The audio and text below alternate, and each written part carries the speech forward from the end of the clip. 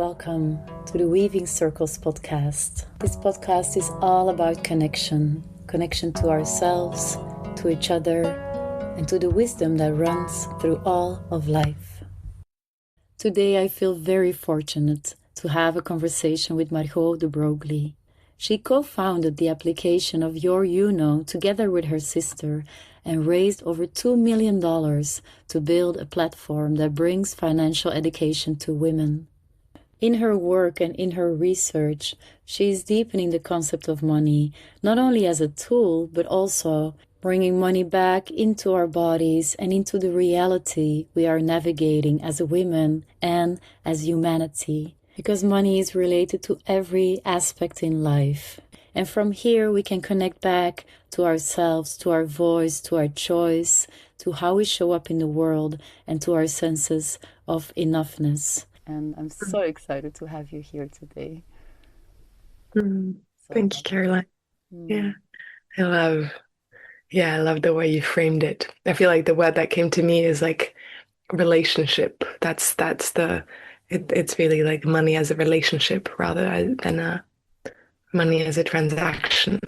Because this is something I was reflecting with a friend recently, is just now with Apple Pay, and money has become just more and more abstract. Like we don't even feel money in our lives anymore. You know, you buy a coffee, you click on your phone and you tap and there it goes. And it's just all these things that are happening in the background and that are shaping our lives at such a deep level. And yet we spend so little time bringing attention to it. So for me, this word of relationship also invokes this sense of like, yeah, treat money as a lover, as a partner, paid attention, care for it, bring awareness to it, speak to it, listen to it, like really create space in your life to invite money in, not only as something that you use, but also as something, as a force that wants to shape and amplify the direction of your life.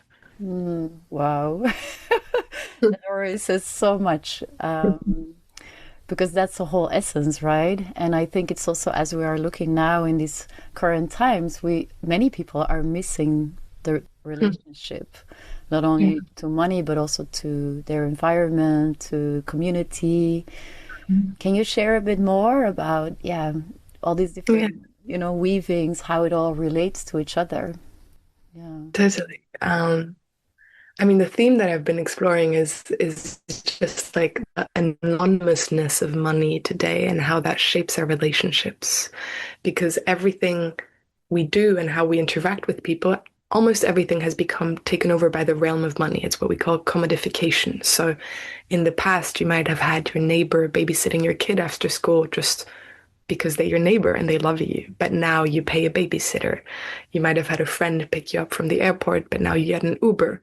So all these things that we used to do in relationships, so it creates a web of trust, it creates a web of connection with the people around us, and now being replaced with money, which is anonymous and it is replaceable. Your Uber driver, you have no idea who it is. It could be 10 different people. You don't care who it is. It's completely anonymous. There's no relationship anymore.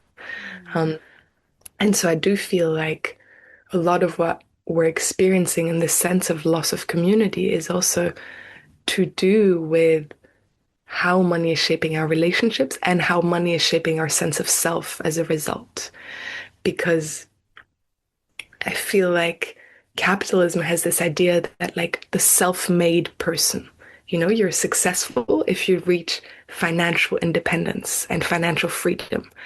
What that really means is that you have enough money that you don't need anybody ever again. So that no matter what happens in your life, you're good. But that's not how we want to live. Like, that's not our human nature. We want to live as part of an ecosystem. What we're craving is not something that money can necessarily buy. What we're craving is the feeling that if you're sick, somebody's going to come knocking on your door and bring you soup. If you're ill, somebody's going to come take care of you. Like, this web of relationship is what we're deeply longing for. But because we've brought in money, often these relationships have completely eroded. And I find it fascinating to explore. Right now, I'm living in Paris, and everything you do like if I wake up in the morning and I want to go do something, the only thing I can do is spend money. Like it's very difficult to do something that doesn't have to do with consuming. If I'm meeting friends, we're going to sit at a cafe and we're going to, order breakfast. If I'm going to an exposition, to the cinema, like everything, I am in the role of the consumer. Mm-hmm.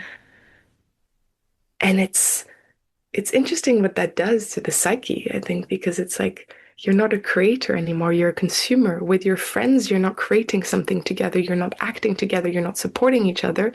You're together sitting at a cafe and consuming your coffee. Mm-hmm. And yeah, that I feel like in my life, I really tried to bring back those threads of like, how do we decommodify certain parts of our lives? So, how do we bring it back into community? And it starts with you offering, it starts with you saying, hey, you're coming back from a trip, I'll come pick you up at the airport. It's inconvenient, there's friction, but actually, that friend that you pick up at the airport is going to be so touched to see you at their arrival halls. And so, how do you start bringing those things like drip feeding them back in? Mm-hmm. Um, and also just bringing awareness to, yeah, how we spend our time, how we spend our attention. And if there's any moments where instead of going for brunch, can you invite your friend to create art together? Can you invite your friend to go for a walk? Can you do a potluck? Can you do things where you shift out of the role of just consuming together, but actually into creating together, whatever it is, it doesn't matter. Mm. Yeah, that's a big one, huh? Yeah. Mm, It reminds me when after my oldest son was born, we were mm, living in a community, in a permaculture community in those times.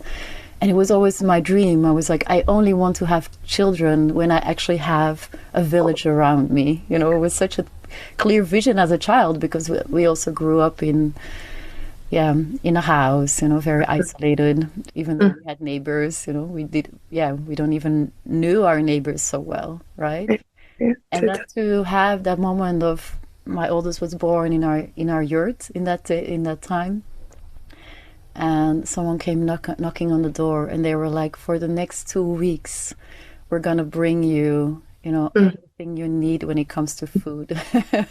You're mm, not gonna need to get out. You can just stay in and really enjoy and indulge yourself in this, you know, bubble because it's so important. In this, yeah, you cannot do much. mm, Taking care of your child and of yourself is the biggest mm, thing you can do in that time. And it was such a gift. Like I will always remember it was the biggest gift that anyone mm, could ever give me, mm, mm, right? mm. Just having community around. And of Yeah, course, there is the ups, you know, the pros and the cons of yeah, living yeah, in community as well. But just that fact of having the mm, village, like we really are mm, lacking yeah, our village, right? And totally. so many people are also Mm, feeling so isolated. mm. Yeah. Yeah, I feel like it's a theme I've been thinking about because it's very popular on social media at the moment, like bring back the village, communities, etc. And I think this thing that you're saying is also important because I think we have a sort of glamorized version of what community looks like as well.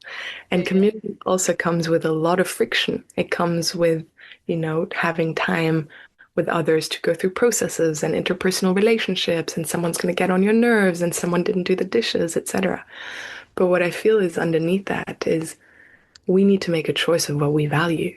Because if we're still stuck in the framework of my time is only as valuable as what I produce and my output, then anything that adds friction to that is annoying because it's like, well, I have to sit in a 1 hour circle now with these people. Like, I'd much rather be sitting on my computer. This is frustrating me. If that's still your value system of like the most important thing that you do is what you create and the output that you bring into the world, and often that's linked to money, like your financial success, then Mhm. everything else is going to be seen as a nuisance to that. Whereas if you shift your value system and really ask yourself, what is a rich life for me? And a lot of these things might not be monetary. These things might be a neighbor coming knocking on your door after you've just given birth. It might be being able to take 2 weeks off and just being in the rest of that. Mhm. Um, but I feel like if we're not willing to do the work of really, yeah, it's something I feel sometimes a little bit with like the spiritual world or something like pretending that we can have it all. You know, you can have it all. You can be the boss babe entrepreneur, and at the same time, you can have the community and you can have all these things together. And that's not true. And when we're saying that, you know, it's just another selling another fantasy of what something might look like, but actually saying, yeah, if you're making the choice of really living from your heart and living from love, you're going to find a rich life. You're going to find a deep sense of enoughness. And that might look like a little bit less money in your bank account, but you'll have way more time with your children if that's what you care about. Mhm. And so yeah, that's one of the invitations I really encourage people to do. And we did in the course as well, is like this idea of a money manifesto, like really getting clear, my money, what does it stand for? Because so much of the way money is being spoken about is just focusing on the what to do. So the budget, the investing, the saving, etc. But the assumption underneath is that the goal is always just maximize wealth. And that's one of the big things that I feel in the way money is being spoken about is like this linear goal that your aim should always be to accumulate more. And that's what a successful financial life looks like. Mhm. I think that's bullshit. Like that's not the direction that a lot of us want to be heading. And it creates so much pressure on us because it means that we're constantly needing to grow more, earn more, save more, invest more, and never be able to take a break. And so really getting clear actually like what are the values that sit at the center of your financial life? And then how do you make money an expression of that so that it becomes an amplifier rather than something that constricts you, rather than a prison that you're constantly trying to like get out of and feel stuck in. Mhm. Yeah. Yeah, wow. Yeah, and it really touches upon all these topics, right? Of Mm. like enoughness Yeah. instead of the scarcity mindset that Yeah. most of us grew up with. You know, like the idea that we always have to do better. There's Yeah. never enough. We are not enough. I mean, Yeah. it's a huge theme for Mm. most of us. Like we were Yeah. all, yeah, raised, in schools and we got grades for, Yeah. yeah, and these topics, yeah, this topic of Mm. enoughness, can you share a bit more about that? Like, Yeah. what does it actually mean? And also how it translates in our body. Yeah. We're also talking about the feeling of it, right? It's Yeah. not all of a Tot- sudden only the reality, but it's also something that we feel, how mm. to relate to the reality around us. Yeah. Yeah. Yeah. It's funny because it's not a very sexy word, you know. Enoughness, it's like it's not as good as like abundance and like six-figure month, you know. You're gonna have enough. People are like, I don't want to have enough. I want to have more than enough. So it's interesting how, yeah, it's not a sexy word, but for me, what it represents, and it's a felt sense in the body, like you said, it's really a deep sense of resting in what is here and the sense of ease, like the sense of openness in the body. And it's a deeply somatic experience. It's the knowing,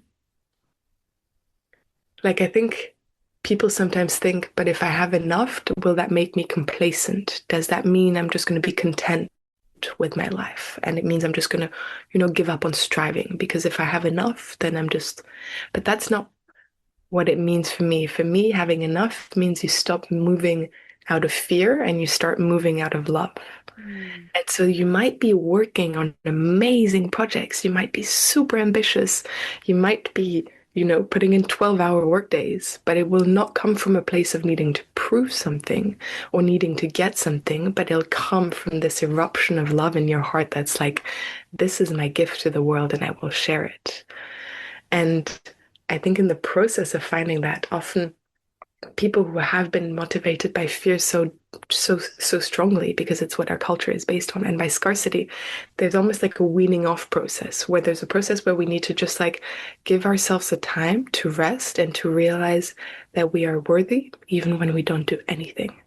And Mm. of course, that's a huge privilege that a lot of people might not have the opportunity to access. But there's this imprint. For me, it was when we were doing Juno, there was this moment where we're going to sell the company to a big bank for 13 million. It was like the deal of a lifetime. I was 26, it was like, wow.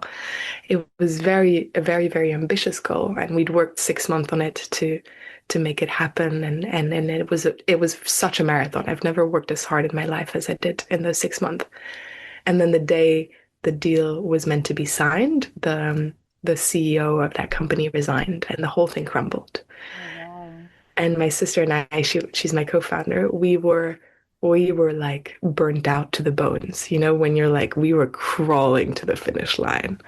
And when the thing crumbled, we were like, we have nothing left to give. Like, I can't do anything. And so we told the investors, we put everything on autopilot and we just stopped. And we stopped for like 3 months. We stopped. And it was so beautiful and also so challenging because my identity was so wrapped up in that sense of striving, in that sense of not enoughness, in that sense of pushing, Mm. that actually having to stop and realize, the world doesn't end when I stop posting on social media for a month. I think it ends. No one notices. Yeah. And just by being here as myself, I am enough and I have enough. And it was such a beautiful imprint to really like have time to indulge in that sense of like really relaxing the nervous system and saying, okay, what am I going to move from now? And then I built my work back up. And now, like that ambition is still so there, but it's from a place of like, I want every single woman in the world to feel more ease and liberation when it comes to money. It's not because I'm tracking like the big millions that I want to make or something like that. So, yeah, that's a bit of a circling into enoughness as my experience. And it's interesting because it's so like what I said about it living in the body, I think is a very important imprint. And for me, it's the body and nature. Like, where do I find enoughness the fastest is, looking at a tree full of blooming flowers, looking at a field with bees, looking at a fresh water spring. Like, in that moment, we realize that scarcity is not the way things need to be, that it's an illusion that the system is built on, Mhm. and that actually money's original purpose was to help circulate Mhm. the overflow of nature. Like that's money's original purpose is to help us put it into motion, to say, you need this, I need this. And so we're circulating overflow. Yeah. But the way the system has been built now, it's all based on a foundation of scarcity. Mhm.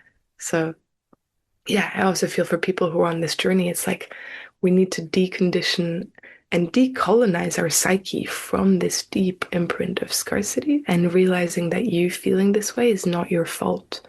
Like the system is built on a foundation of scarcity. The definition of economics, I studied economics and it still blows my mind, is how do we manage and allocate scarce resources between self-interested individuals? That is the worldview our economic system is built on. Scarcity and self-interest. No wonder we're all miserable. Like it's a pretty bleak view of the world to be part of. Yeah, wow. Yeah, when I was studying anthropology, we also looked a lot into money and yeah, and different cultures, like, how it used to be Mm. a gift system, how we Yeah. come from, like exchanging. I mean, there's been so many different ways, and still there are Mm. cultures who are built on very different foundations. Mm. But then, yes, the Western culture and how we have created this capitalist system, Yeah. Yeah. it's overtaken, a lot To- of the world. Like, I mean, all of it. yeah. Yeah. And then to realize, like, there is, in some kind of way, I do feel when I'm in nature, I feel like there is an abundance, there is enough, like, there is abundance. Mm. But Mm. then the question is, how do we divide it? And, Mm. if one animal is gonna take all, Yeah. almost all of it, and then there's all the other animals sitting in a small, you know, Totally. in a Totally. small place somewhere in nature, like, oh, that's also an interesting thought. I like, how do you relate to that, like to power, and how we are actually in such an divisive system where just a few have so much, right? Yeah. I Yeah. think inequality is a big, big theme to bring up in here. Because what I believe fundamentally is the sense that there is enough for everybody. Like, there is enough food, there is enough, like, we live in a world where we would have enough for every person. That does not mean that we live in a world where some people can have as much as they have today. It does mean we can't have, like, for everybody to have enough, we can't have billionaires. That misallocation of resources is why so many of us are in the real experience of scarcity. So when I say, scarcity is an illusion, I don't mean that your experience of scarcity is an illusion, because you might be struggling to pay rent, you might be struggling to afford to take even a few days off when you're sick. Like, that is a very true experience. But what I mean is that it doesn't have to be this way. But for that to work, it's how do we distribute resources and how do we allocate resources? And for me, one of the models that evokes, going back to nature is the idea of permaculture. Like, permaculture is how do we manage resources in nature so that they flow towards regeneration. And we know that, like, if one tree takes all the water, that's not a healthy ecosystem. If the water is stagnating in one place and is not circulating, that's not a healthy ecosystem. And that's exactly what we're seeing today, is like a few trees have all the water isn't circulating into the ecosystem. And as a result, all the other little trees, they're deeply struggling, and they're thin, and they're struggling to just live because the resources aren't being allocated in that way. And one of my big curiosities at the moment is, what now? Like, what are we going to do? I believe, like, if each of us, like, can start with each of us waking up to a different reality, each of us choosing a different set of priorities, saying, I'm making the choice to live from my heart and no matter what. And that's just my commitment in this life. And I'm going to make money an expression of that. And I'm going to play with money. I'm going to learn, like, this concept that we speak about in the course as well, is money, like money soul laundering. So, like, can you play from, siphoning money from places that it's not moving with love, and saying, okay, for example, I give workshops to big banks about money, and I love giving them, like, it's totally in line with my values, and they pay me a lot of money.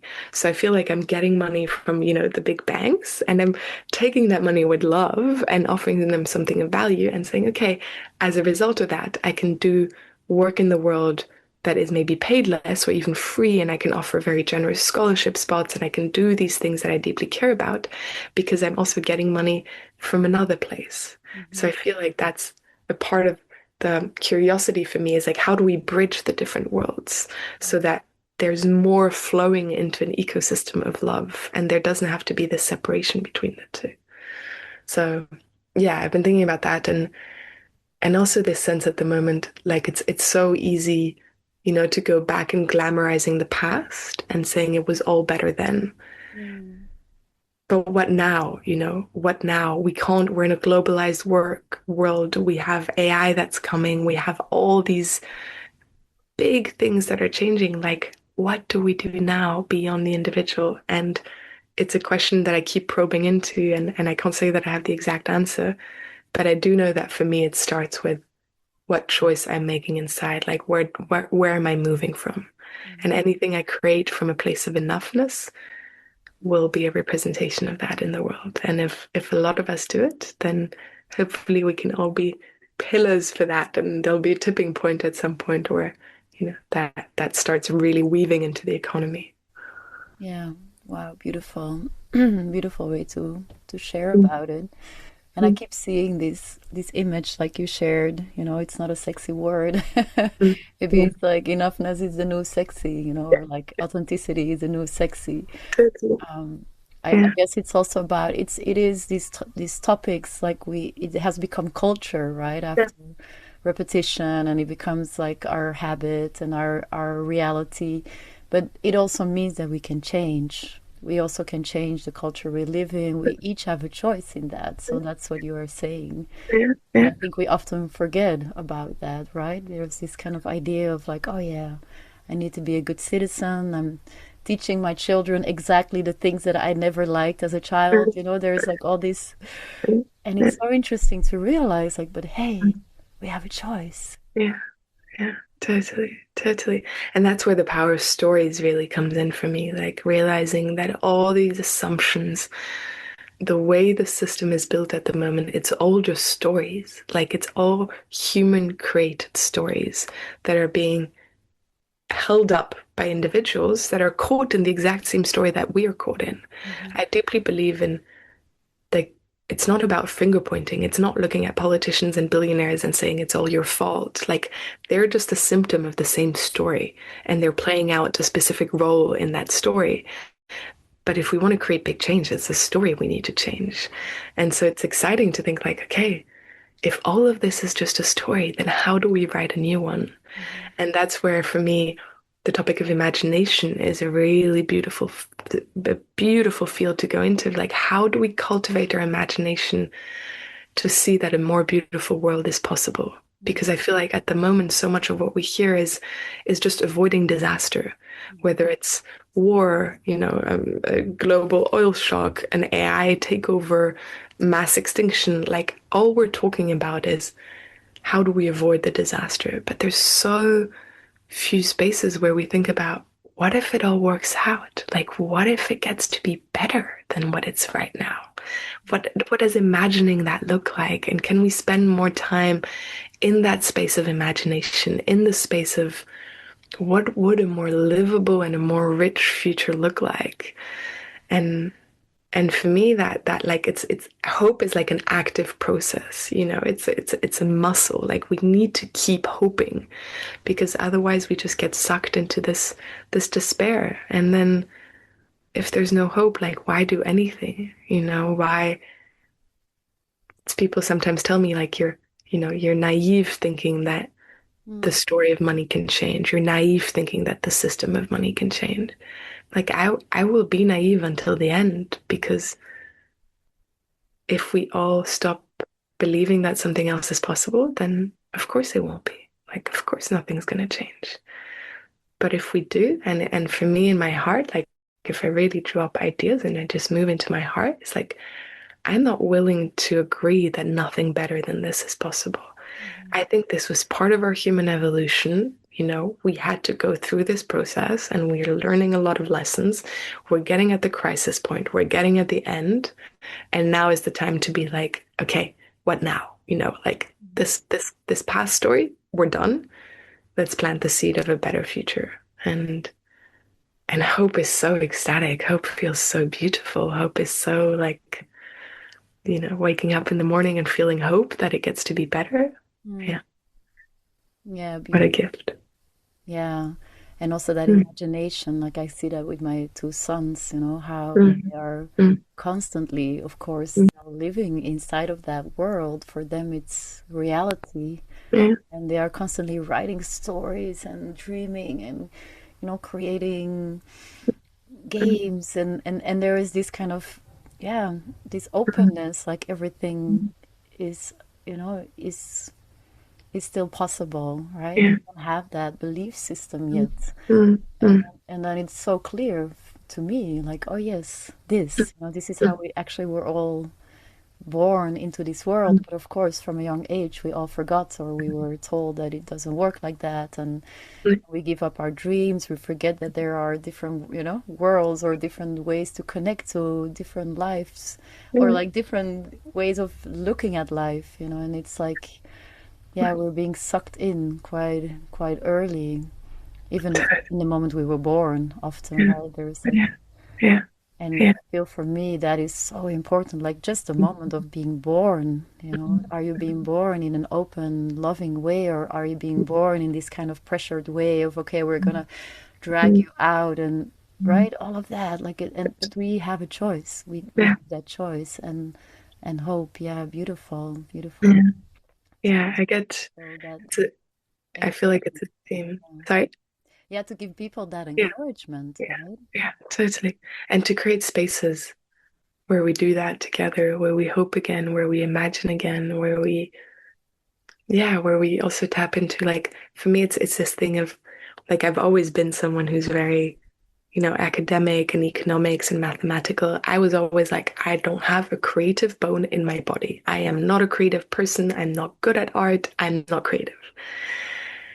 And actually, it's through dance, interestingly enough, that I found that. I was like, wow, I get to be creative. I get to dance just because I love dancing. And so, how do we bring these practices in that I think are so connected, like dance, like five rhythms, ecstatic dance, all these practices where it's like, it's not, you each, like, we're each a dancer, we're each an artist, we each have that capacity to imagine. And it's just a muscle that we get to retrain. And it's hard because it's like a, it's a downward cycle because so many of us are in survival. Like, how do you imagine a better world when you're in survival? It's not what your focus is because life is hard right now. Life, you're just getting by. You're just like, imagine if you were a mom raising two children in a job in the city, and every day it's just like getting your kids ready. You need to go out, you go to work, you come back, you cook their food, you go to sleep. Like, it's just you, where is the time to imagine? And that's where it really breaks my heart of like the grip that money has on our lives because it's inhibiting the space to actually imagine something better. And yeah, and it keeps a lot of us stuck in that survival place. Hmm. Yeah. Yeah. And yeah, how to, Mm-hmm. yeah, what would you say to people who are actually in that place right now? People listening who are really in the midst of just surviving, and it's true, we don't have any space to imagine or to feel even whatever we are in need of if we are just making sure that at least our kids, or at least our house is being paid for and our kids can go to school, or yeah, like. It's hard. I think my invitation would be to spend a little bit of time thinking about if the life you're fighting survival for is actually worth it. Mm. And it's like what you said, like for example, living in the city. I'm in Paris right now, and it's just living in the city is 10 times more expensive than living in nature. And so if you're trying to raise your kids in the city and you're in your job and you're basically barely going by, it's like, is this worth it? Mm. Is this worth it? Is there a place, a community that I can move to? And even if it's temporary, like even if if it doesn't have to be you become a hippie living off grid for the rest of your life. Like maybe right now you're just like, okay, actually for a year or two, I'm going to move to a place where I barely spend any money, where I contribute to a community, where I can rest, where I can find that seed inside of myself again. And then I'll build from that. And then I'll build my next iteration. And maybe you'll launch a business, maybe you'll start a creative project. But I think it's very hard to do from that from a place of survival. So it's letting yourself, it's a theme that I speak about a bit in the course as well, is this sense of like the seasons of your financial life. And so maybe it's time to let yourself go into a winter, an inner winter where your financial life goes as much as possible to a standstill. You try to work less, you try to move to places where you don't have to spend as much money if you have the privilege of having a family that can take you in, even for just a few months, like give yourself the breathing room to move out of survival Mhm. and then to build again from that and trusting that spring will come again and that cycle of regeneration is actually how you might be able to build something that feels much more beautiful. And rather than just being in the pushing and the pushing and the pushing, there's almost a point of, it almost starts with, for me, like a point of admission of the heartbreak of like, actually, no, like this is not working. And fully being in the heartbreak of that, of like, this is not working. I can't continue like this. There must be a better way to live. Mm. And I feel like that pit of like despair of being willing to just put it all down and say like, no more, that's a place where actually something else can be born. Mm. So, but it's a heartbreaking place and it's a hard place and it's a very difficult place. So that's also where I feel like we need so much more guidance. We need the guides who've been through that process. We need the stories of the people who were in your boat 5 years ago and who then moved somewhere else and started anew and trusted that part of the the moving away from their personality based earning into soul based earning was possible. And yeah, that inspiration is necessary. Yeah. Yeah, that's a powerful way to frame it, out of Yeah, that personality based Mm. earning, because it's all about identity, right? Yeah, So much yeah, about how we actually see ourselves and how we think we need to be mm, perceived, to that soul, like what is actually really being yeah, asked of me on the yeah, deepest level. If I really go in, and of course it goes in phases, and then a new winter will come, and yeah, and we yeah, deepen and we listen yeah, again, more deeply. And but to be able to do that, that is, of course, it's totally the opposite of this whole linear idea that it's always going up, up, up in some yeah, way.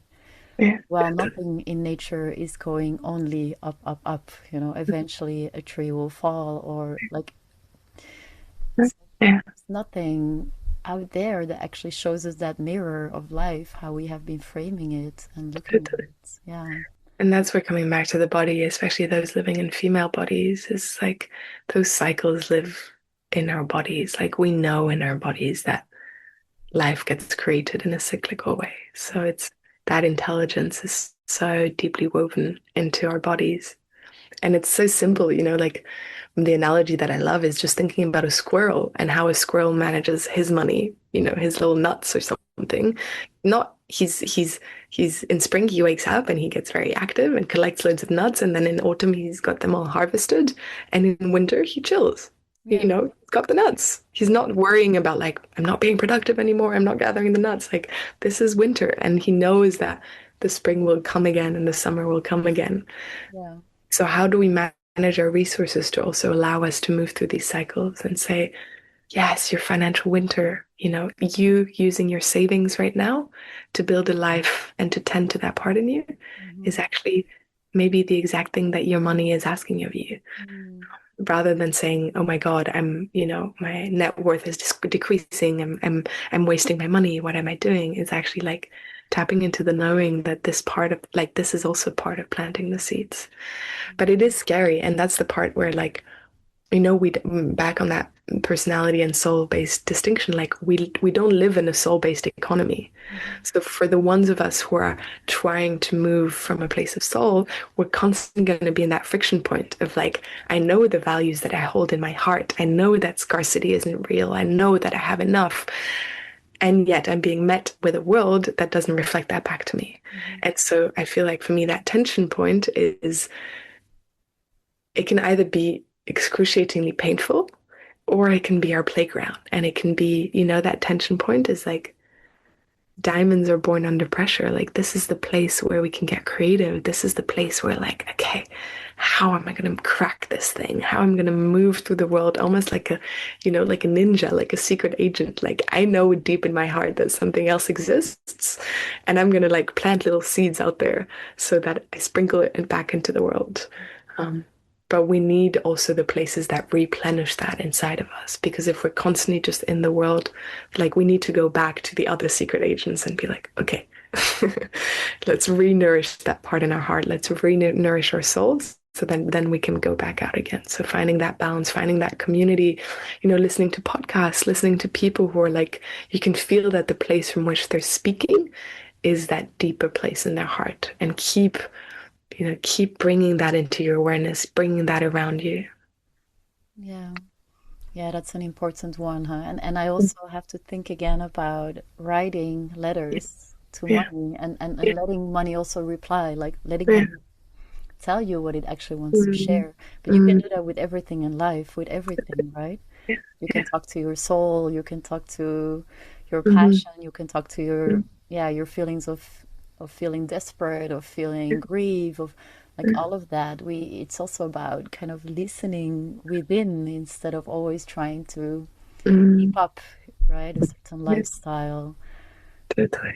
Yeah, yeah, But then yeah. we are in a world where, yeah, like what you shared, like we also see it as a lack, as a personal lack, like as if we are not good enough because we are not earning enough. And then also there's all these, of course, these spiritual gurus or like marketing gurus, they're all earning quite a lot Mm, of money from saying all the time, like, look at me, manifesting everything, and I'm manifesting everything yeah, that I have desired. and yeah, and I feel like, yeah, mm, how can we kind of mm, go back mm. to what is really lying underneath? Totally, totally. It's I mean it's one that I'm still journeying with as well. Like the yeah, just the temptation, the temptation of that fantasy of seeing the 5-figure coach, the 6-figure coach. Like, what if I can have it all? What if I can just follow their blueprint? And what I really struggle with in that world, the world of manifestation, is I'd say there's two main things. Mm-hmm. One of them is there's a lot of gaslighting happening. There's a lot of saying like, oh, you aren't making 5 figures because there's still some limiting beliefs inside of you. Hmm. And so people, like a lot of people come to me and they say, I've taken this course and it didn't work. Like I wasn't able to make it work on me. And that makes me so sad because that person, they will think that they're not making more money because like they haven't manifested hard enough or there's still some limiting beliefs. Whereas the reality is they haven't been taught how money works. And that course was great for changing their beliefs. And I think that's very important, changing your beliefs. I totally think that's a part of it. But you also need to align your actions behind that. Like both need to combine together. And for me, that's really that like inner marriage piece of like we need to be anchored deep in our like feminine receptivity of knowing and trusting abundance and enoughness in our bodies and in our psyche. And then we need to align our will. We need to align our masculine. We need to align and say, okay, how am I going to make this work? Am I going to understand how investing in the stock market works? Am I going to raise my prices? Am I going to build a business plan? Like these things need to work together. And that's really how we see the deep sense of transformation. But if we're just sitting in the waiting for something to happen and telling ourselves that it's not working because we're not trying hard enough, that's really heartbreaking for me because it's like, that's so misleading. It's so misleading.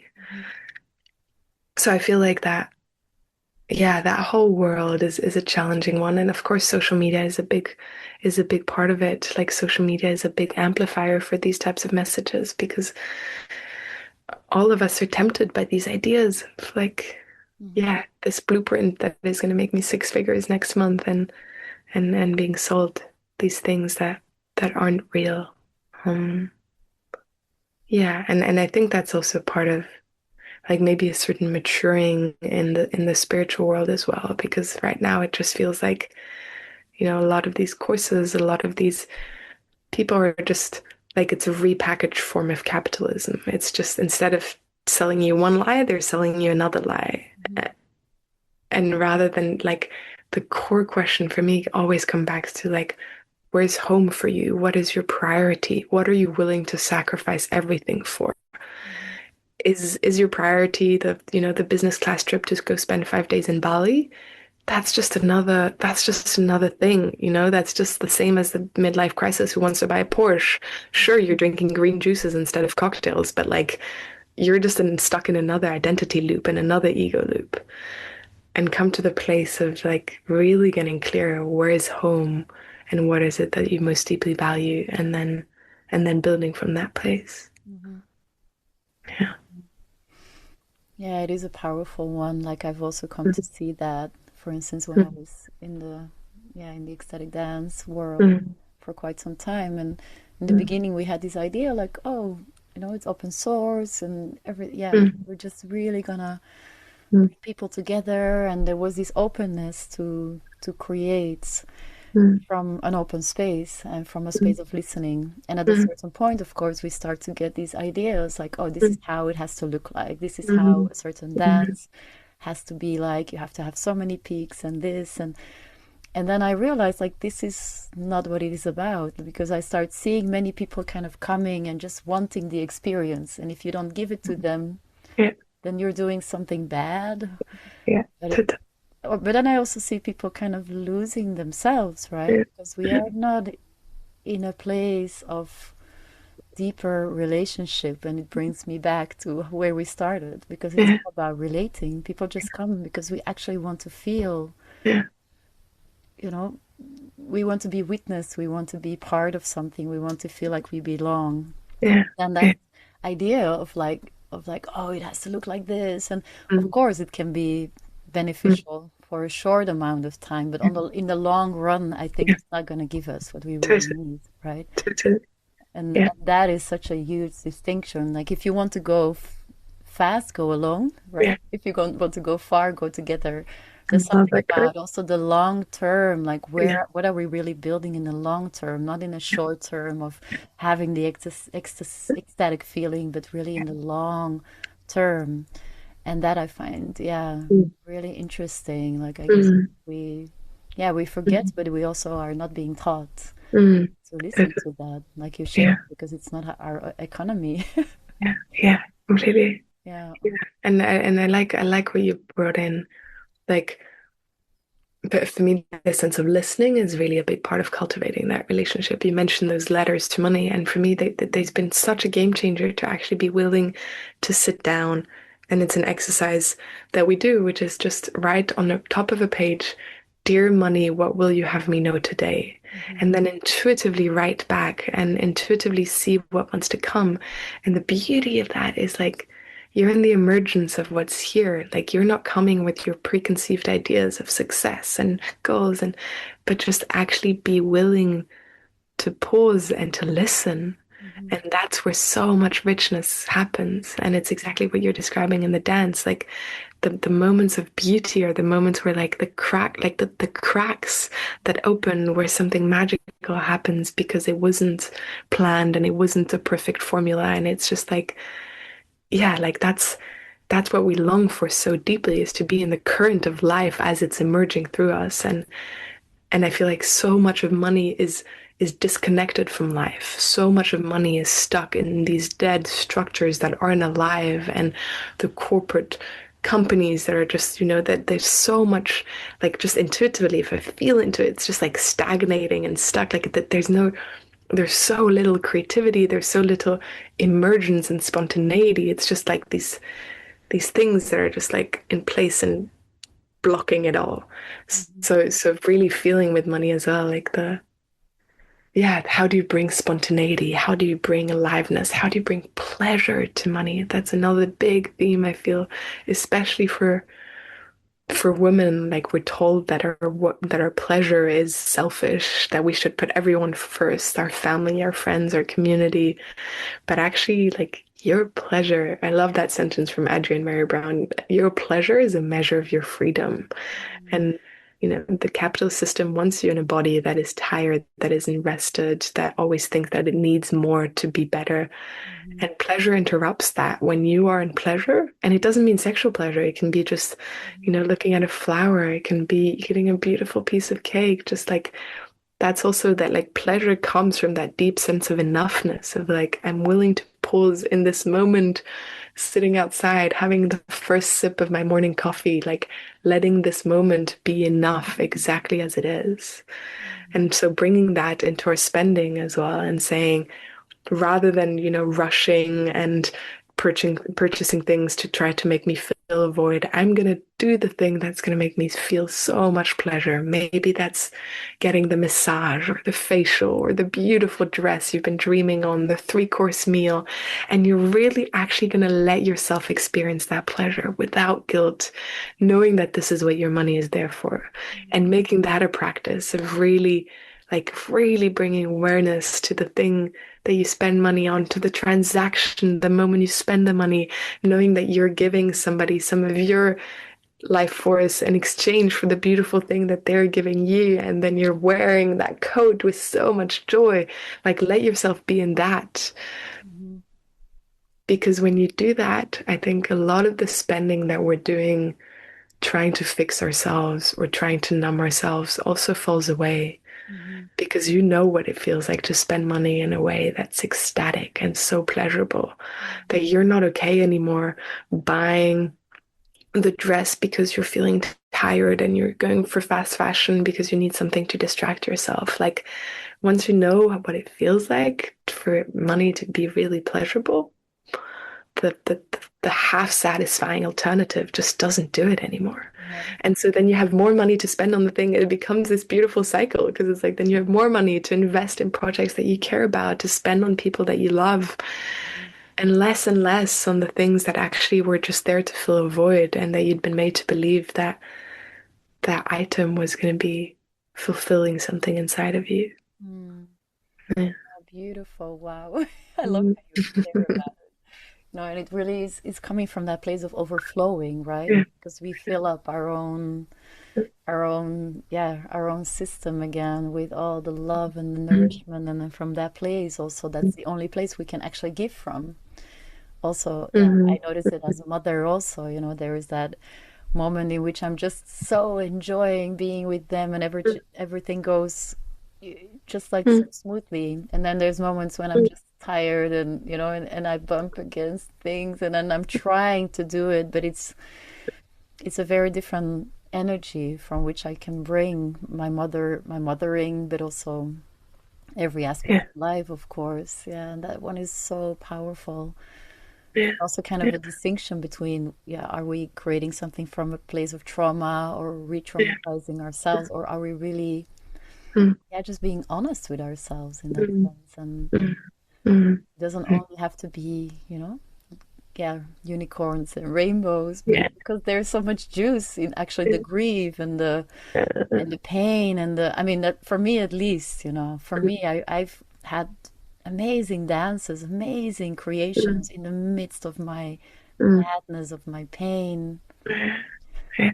So there's also that idea of like, oh no, it's only there, but Yeah. no, let's go in, let's Yeah. hold the earth in our hands again. Mm. Let's feel life, right, in all of its different forms. Mm. Yeah. Yeah, Yeah. Love that image. That's yeah. beautiful. Mm. So I feel that very strongly. Yeah, yeah, Yeah. beautiful. Mm. Mm. Yeah, makes me also really curious about your own life. If you just want to share something about maybe your family, like what did you actually receive in order for you to take the next steps? Like I feel we are also kind of, Yeah. our ancestors, like our yeah, they are opening up a road for us to take the next step Yeah. into evolution. Yeah. Completely. Yeah. Yeah. I mean, I grew up almost in quite like a matriarchal little bubble. My mom is the one who raised us with my sister, and we always had an au pair. Like it was always a household only with women. And from a very young age, my mom taught us about money, and she gave us credit cards when we were 6 and 7 to manage our own finances, and a little stipend every week to say, okay, you have to buy your own toothpaste and your own toothbrush, and just to get us comfortable. I think in reality she was just tired of my sister and I always fighting about, you're getting more and I'm getting more, so she was like, we're done, you're each getting 10 euros a month, and like you're just gonna have to figure it out yourself. Which was a very clever strategy because it meant that we became very familiar with money, from a young age, and when there wasn't much at stake, like I made mistakes and it was fine because I spent too much on games one month and I didn't have any money left over for, my toothbrush, and then I had to go to mom and say, Mom, I need more money for my toothbrush. And those things were just like, it was a good time to be practicing those skills. Um, but something I've been feeling more and more in my lineage as well is my dad actually comes from a family, like a very old French aristocratic family that is deeply linked to like power and the old sources of power. And it's almost a part of me that I've always been quite like, in a certain way, almost ashamed of, because it's so deeply embedded in the old power structures. It's linked to privilege and to to things that didn't sit well with my identity. And more I'm really seeing that this is part of my lineage, that really like this bridging different worlds is part of what I'm here for, because I have the codes of that world. I have the understanding of that world. I know it intimately through the representation of my father. And it's interesting right now because he's ill and he's dying, and I really feel like there's like this passing over of like the point that he's been holding, that his generation has been holding, that he represents, is coming to an end, and we get to be the bridges towards something new. And yeah, that feels like something that's quite that's quite alive in me. The one of the themes that I've been exploring a lot more is inheritance, because for me it's such a taboo in our society because it's linked to privilege. And especially if we're in more conscious communities, like privilege is something that we're deeply uncomfortable with because it perpetuates the system and the inequalities of the system as it exists today. But the reality is that we're experiencing right now the greatest wealth transfer in history. There's billions that's going to be shifting hands from often the father of the family into the next generation. And for me, when I feel that, like that's money that's been stagnating with a certain set of values and certain structures for decades, and there's fresh energy coming in. There's a fresh person who's hopefully maybe a bit more aware of the world, maybe cares more about the world. How do we support those people not to be frozen and embarrassed and ashamed of that privilege that they're receiving, but actually to see themselves as stewards of wealth, as like, yes, I'm receiving privilege, I'm receiving money, and I'm going to step into it. And I'm going to do it for the world rather than being this like, oh, does this make me a bad person? I'm embarrassed, I'm ashamed, I don't want anyone to know that I'm privileged. And that is part of like collapsing the polarities, because ultimately like we're all longing for the same thing underneath. And yeah, that theme of inheritance, I work with a number of one-on-one clients on that theme, and it's, they're so stuck because it's such an emotional theme. Mm, And what if we could free those billions mm, for the world? And actually, like, if you care about the world and you're receiving an inheritance, amazing, like, great. What are you going to do with it? Rather than hiding it, like, step into it fully and say, like, go. Like, you've got fuel in the rocket. You are a heart full of blood in a body. Like, where are you going to pump your blood towards? mm. And yeah, I feel that that's a big part of my lineage as well, and part of like some point that I'm exploring and holding in the world as well around, yeah, around, yeah, like really bringing it all back to love rather than being in this finger pointing of you and it's your fault and you did this and you're part of this. It's like, yes, and we're actually longing for the same thing. And how do we use what we have for the same thing? Yeah, wow. Mm. Mm, That's mm, that's also powerful, huh? To mm, really mm, embrace these gifts that are actually also being mm, given, even though there's also a lot of pain and grief connected to it. It reminds me of like when my father passed away. Actually, I come from. I mean, he actually came from a place of a lot of poverty in his family, and he built the house, and like he really wanted for us to be, like to be nourished and to be safe, and like he took care of so much. But there was also a lot of madness inside of him, and a lot of fear, a lot of pain. mm, But when he passed away, so yeah, I went to the desert, and it felt like he came through, mm, like he was just whispering words in my ears, and I was just writing them all down. And it really felt like he gave me such a gift, mm, not only when he was living, even though I could not always see the gifts, and I was also angry at many things, mm, but the moment he actually passed, I was even, for me at least, it was a moment that I was able to even see it more clearly, like, oh, mm, wow.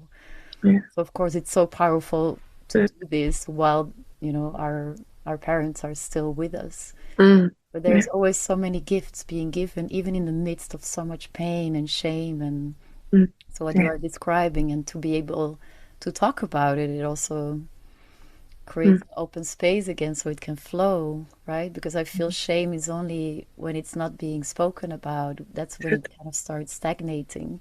yeah, But there is often so much power lying underneath. mm, Yeah, mm, so yeah, yeah, that's a yeah, powerful one. Like I guess for yeah, everyone, whether we are in poverty or in the privilege of, of mm, inheriting a lot of money, and I think all of these different places in life can show us so much and can give us mm, such a strength to also be of support to our community. yeah, yeah, Yeah, yeah, yeah. Really, and there's something in like like it's almost like yeah, it's part of your incarnation, like Yeah. some part of like stepping fully into what you're born into. Not to say that like, one person is better than the other or that inequality is fair or any of that. No. But if you've been born into a family of resources, like that's part of what you're meant to be working with. Mm-hmm. And stepping into your soul also means stepping into that lineage, and it doesn't make you a better person.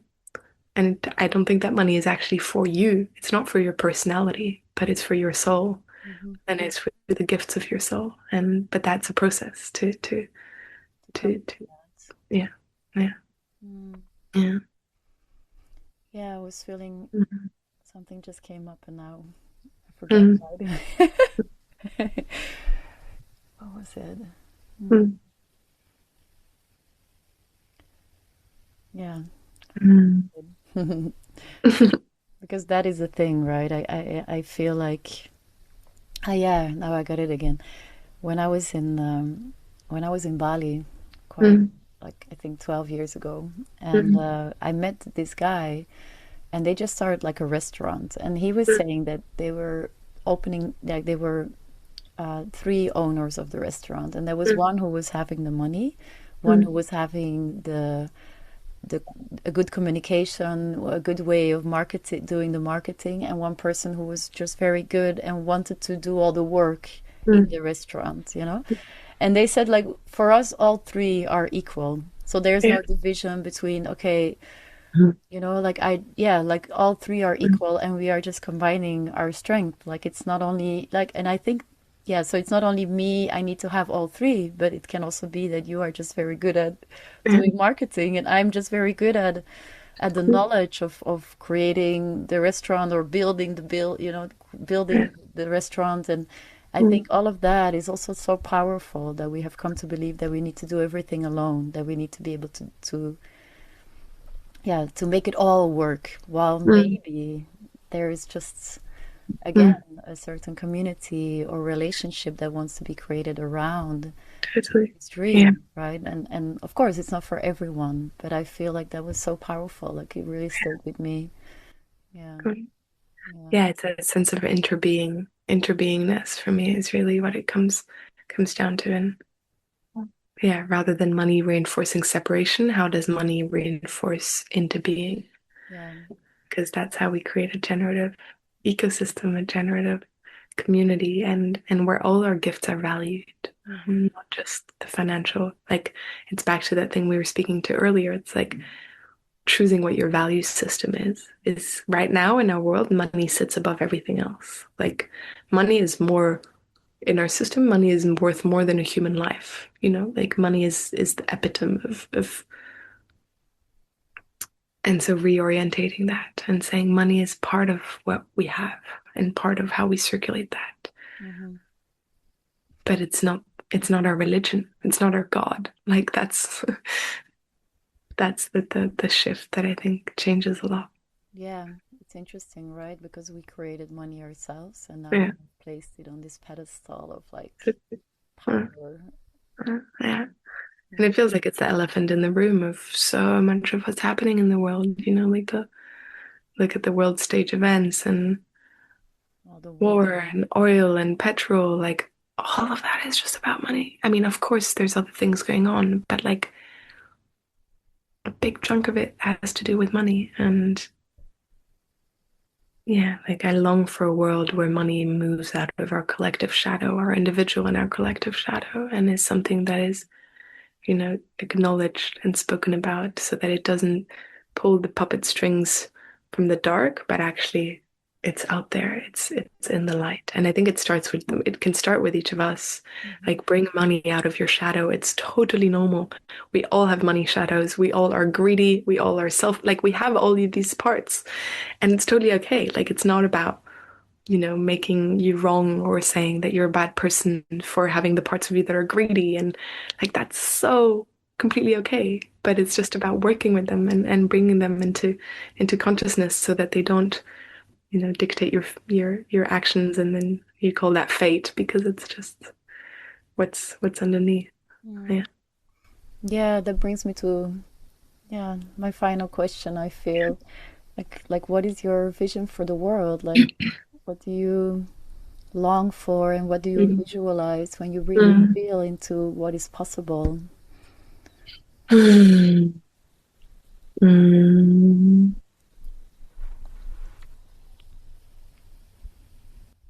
It's like it's so simple in a way, just like a more loving world. Mm. Uh,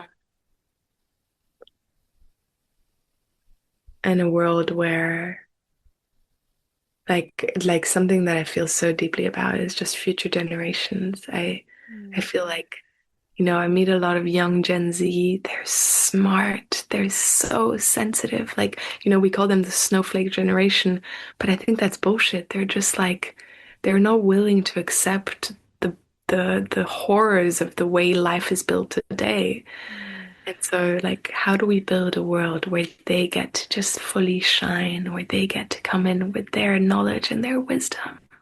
And from a young age, like, that they don't have to do this work of, spending 30 years of their life going in one direction and then going backwards and like deconditioning themselves. Like, what if every person was recognized as a soul and Mm. as, yeah.